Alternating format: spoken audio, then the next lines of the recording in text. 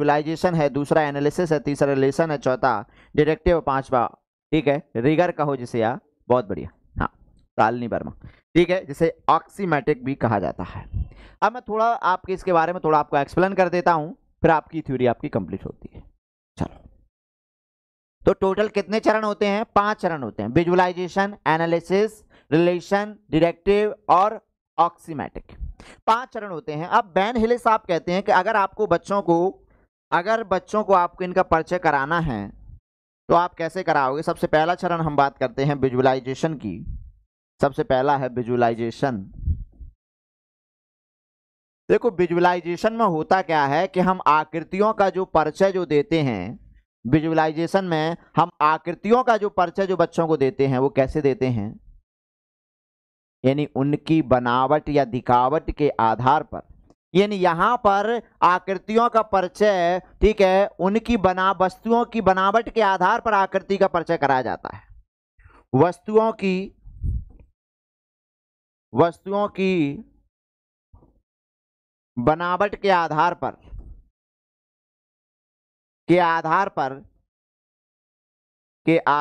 क्या किया जाता है? आधार पर आकृतियों का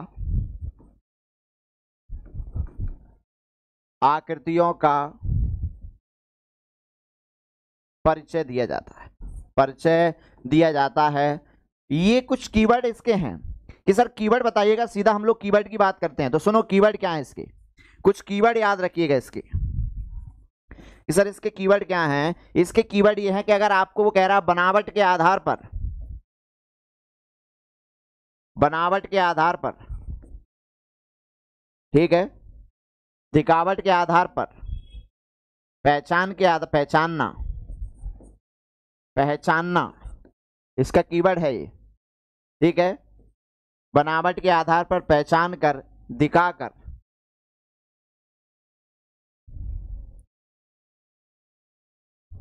दिखावट के आधार पर जैसे लाइक उदाहरण की बात करें कि अगर हमें ट्रायंगल का परिचय देना है तो ट्रायंगल का परिचय हम कैसे देंगे बच्चे को? ट्रायंगल के परिचय के लिए यानी त्रिभुज बताने के लिए हमको क्या करना पड़ेगा? उसको, ठीक है, पराठा या उसको क्या बताना पड़ेगा? समोसा बताना पड़ेगा।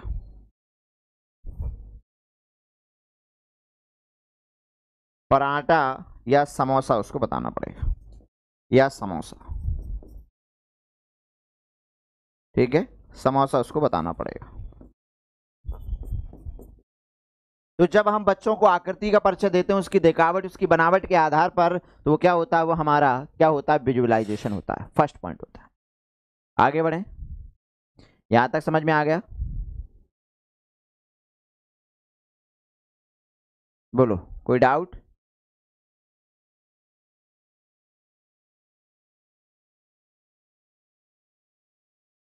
हाँ, अब चलते हम सेकंड पॉइंट पर, आ जाएगा। दूसरा है कौन सा हमारा? एनालिसिस। और एनालिसिस यही आपके एग्जाम के लिए बहुत ही इंपॉर्टेंट है, यही आपके लिए बहुत इंपॉर्टेंट है, इसलिए मैंने यहां स्टार लगा दी। अब सर इसको कैसे याद रखें? तो देखिए, इसको याद रखने के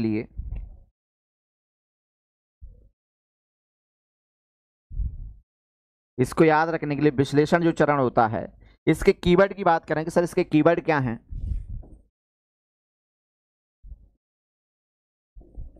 इसके कीवर्ड क्या हैं? तो सुनो, इसके कीवर्ड होते हैं क्या? इसके कीवर्ड हैं कि सर हम इसे कैसे पहचाने। तो 3 चीजें याद रखिएगा, तुलना करना, वर्गीकरण करना, अंतर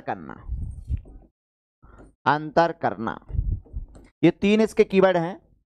आई होप कि आपको भाई ये तीनों कीवर्ड आपको समझ में आ गए होंगे। फिर भी मैं आपको डिस्क्राइब कर देता हूं, इधर देखिएगा कि जब हम बच्चे को 2 आकृतियां बता रहे हैं, फॉर एग्जांपल के लिए, एक तो हमने उसको रेक्टेंगल बताया, एक हमने उसको क्या बता दिया? एक हमने उसको रेक्टेंगल बता दिया,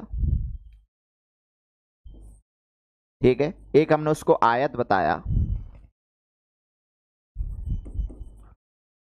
एक हमने उसको आयत बता दिया, दूसरा हमने इसको ठीक है स्क्वायर बता दिया, और हम दोनों के बीच में क्या करा रहे हैं, तुलना करा रहे हैं। यानी दोनों के बीच में क्या कर रहे हैं, तुलना करना सीख गया बच्चा, अंतर करना सीख गया बच्चा, और क्या करने लगा, इसमें क्लासिफिकेशन करने लगा। क्लासिफिकेशन का मतलब है ठीक है, वो कह रहा है कि आयत भी क्या होता है, चतुर्भुज होता है, और वर्ग भी चतुर्भुज होता है। ठीक है, अगर वो दोनों चीजों को बता रहा है, यानी कंपैरिजन भी कर रहा है, तुलना भी कर रहा है, ठीक है, और क्लासिफिकेशन भी कर रहा है, जब तीनों चीजें करने लगे। देखो क्लासिफिकेशन का मतलब क्या होता है, क्लासिफिकेशन का मतलब होता है कि स्तर पर बांटना किसी चीज को, कि भाई इस स्तर पर आप कहें, इस स्तर अगर हम कहें कि दोनों स्तर पर, तो दोनों तो भाई चतुर्भुज ही हैं कि नहीं है, आयत भी चतुर्भुज है, वर्ग भी चतुर्भुज है, तो आप कहें सर इस स्तर पर तो दोनों है, लेकिन अगर आप कहें कि इस स्तर पर कहेंगे तो सर ये दोनों अलग अलग है। ठीक है, इसकी चारों साइड इक्वल नहीं है, इसकी चारों साइड इक्वल होती हैं। तो जब बच्चा ये करने लगता है तो बच्चा किसमें, एनालिसिस है। इसलिए आप ये 3 वर्ड याद रखिएगा, आपका क्वेश्चन गलत नहीं होगा। बहुत इंपॉर्टेंट थ्योरी है ये, मान के चलो आपके एग्जाम में क्वेश्चन छप चुका है, आएगा ही, परीक्षा होगी तो क्वेश्चन जरूर आएगा। आगे बात करते हैं डियर स्टूडेंट्स, नेक्स्ट कॉन्सेप्ट पे चलते हैं, और अगला कॉन्सेप्ट है ठीक है, नेक्स्ट है रिलेशन।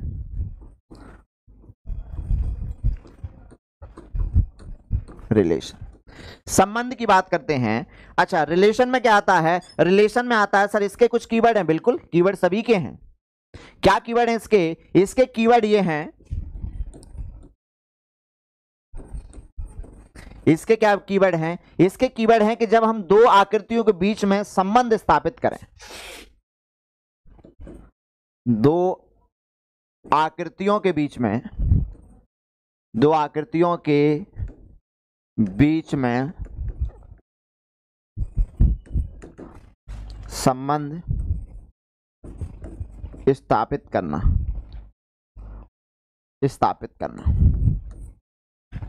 ठीक है। जब दो आकृतियां हैं और इन दो आकृतियों के बीच में अगर वो रिलेशन बना रहा है, संबंध बनाने लगा, लेकिन ये संबंध इसका फॉर्मल नहीं हो पाता है, ये इसका रिलेशन इनफॉर्मली होता है। ये याद रखिएगा, ये रिलेशन जो बच्चा जो बताता है इनफॉर्मल तरीके से, इनफॉर्मल तरीके से क्या बताता है, इनफॉर्मल तरीके से रिलेशन, इनफॉर्मल तरीके से रिलेशन को दर्शाता है।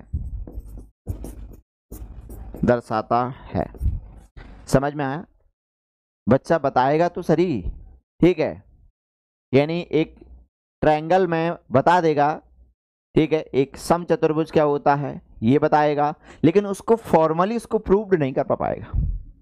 जब औपचारिक रूप से फॉर्मल तरीके से प्रूव्ड करने की बात आएगी, ठीक है, तो फिर वो स्तर हमारा कौन सा होगा, वो स्तर होता है हमारा कौन सा, डिडक्टिव होता है। कौन सा होता है, डिडक्टिव होता है, मतलब निगमन होता है। निगमन में क्या करता है, इसका कीवर्ड है, इसका कीवर्ड याद रखिएगा कि सर इसका कीवर्ड क्या है, इसका कीवर्ड है कि बच्चा जो है वो क्या करने लगेगा, बच्चा फॉर्मली रूप से क्या करने लगेगा, उसको प्रूव्ड करने लगेगा।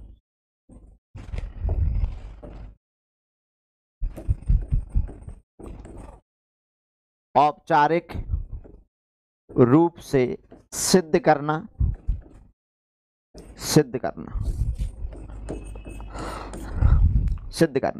जैसे कोई प्रमेय है, जैसे फॉर एग्जांपल हम पाइथागोरस प्रमेय की बात करते हैं, तो पाइथागोरस प्रमेय में बच्चा ठीक है बता देगा, और वहां प्रमेय के द्वारा वो कोणों का मान भी ज्ञात कर लेगा, ठीक है। तो यहां पर बच्चा पाइथागोरस प्रमेय को समझ जाएगा, ठीक है, तो वो फॉर्मली रूप से उसको बताने लगेगा। अब ये हमने लिया एक पाइथागोरस प्रमेय को हम बात करते हैं, ठीक है, ये हमने यहां पर बना दिया, ठीक है। अब यहां बच्चा क्या कहेगा कि भाई ये वाली जो साइड होती है, ठीक है, वो क्या होगा, इन दोनों साइड्स का क्या करेंगे हम लोग, स्क्वायर का, ठीक है, क्या कर देंगे, सम कर देंगे, तो क्या आ जाएगा, इस साइड का क्या आ जाएगा, यानी कि अगर ये तीनों, इस साइड, इन दोनों साइड का और इसका अगर हम करेंगे, तो भाई अगर हमें निकालना है पाइथागोरस प्रमेय से, तो बच्चा यहां पर इस फॉर्मूले को, इस पूरे प्रमेय को समझ जाएगा इसमें, समझना शुरू कर देगा। हाँ, किस चीज की प्रॉपर्टी? बेटा इसमें कोई प्रॉपर्टीज नहीं होती, पेडागोजी में कोई प्रॉपर्टीज नहीं है। हाँ, वो प्रॉपर्टीज वाला जो टॉपिक है वो आपका अलग है। तो यहां पर बच्चा इस चीज को समझने लगेगा, लेकिन फॉर्मल रूप से प्रूव्ड कर देगा।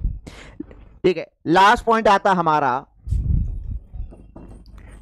रिगर, या जिसे हम ऑक्सीमेटिक कहते हैं।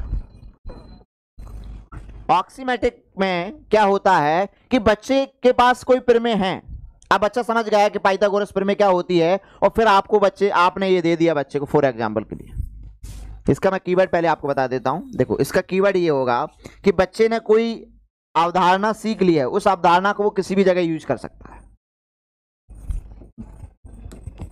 यानी कि उस अवधारणा को वो किसी भी जगह यूज कर सकता है।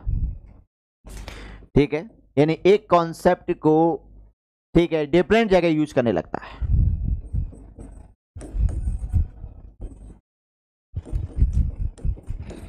एक अवधारणा को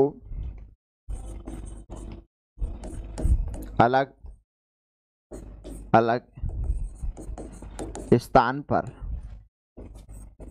प्रयोग करने लगता है। कि सर कैसे? फॉर एग्जाम्पल की बात करें डियर स्टूडेंट्स, जब हम एग्जाम्पल की बात करते हैं तो देखिएगा, जैसे फॉर एग्जाम्पल के लिए कि आपने बच्चे को एक आपने रेक्टेंगल दे दिया, ठीक है। अब रेक्टेंगल में आपने बच्चों को बता दिया कि बेटा इसमें ये जो आयत है, इसका एक जो विकर्ण है, इस विकर्ण की लंबाई इतनी है। आपने बच्चों को बता दिया कि बेटा ये जो रेक्टेंगल है, इसके जो विकर्ण की जो लंबाई है वो इतनी है। अब सुनिए, अब आपने बच्चे को एक साइड ये दे रखी है, ये साइड आपने बच्चों को दे दी कि बेटा ये साइड है वो 4 सेंटीमीटर है, 4 सेंटीमीटर है ये। अब आपने विकर्ण की भी लंबाई बता दी। अब जब आपने विकर्ण की लंबाई बता दी तो अब बच्चे के दिमाग में तुरंत क्लिक हो जाएगा कि भाई ये तो पाइथागोरस प्रमेय बन गई, और बच्चा क्या करेगा? इसको प्रूव्ड कर देगा। तो अब उसका एक जगह का सीखा हुआ कॉन्सेप्ट और डिफरेंट जगह यूज करेगा क्या? बिल्कुल करेगा। तो हम कहेंगे बच्चा किस स्तर में आ चुका है? बच्चा इस स्तर में आ चुका है कि भैया ये हमारा 4 सेंटीमीटर है और ये हमारा 10 सेंटीमीटर है, यानी इसकी लंबाई जो है वो 10 सेंटीमीटर है। तो हम कहेंगे कि ये तो उच्च स्तर हुआ सर। उच्च स्तर मतलब इसको हम कह सकते हैं कि ये तो एब्स्ट्रैक्ट लेवल है, बोलो है कि नहीं है? तो ये हुए डियर स्टूडेंट्स आपके 5 के 5 कंप्लीट। पूरा विश्वास है तुम अगर इतना ही पढ़ के जाओगे तब भी आपका क्वेश्चन जो है वो ठीक है करेक्ट होगा। अब मैं अगले कॉन्सेप्ट पे चलूं, समय नहीं अपने पास, सीधे अगले कॉन्सेप्ट की बात करता हूं।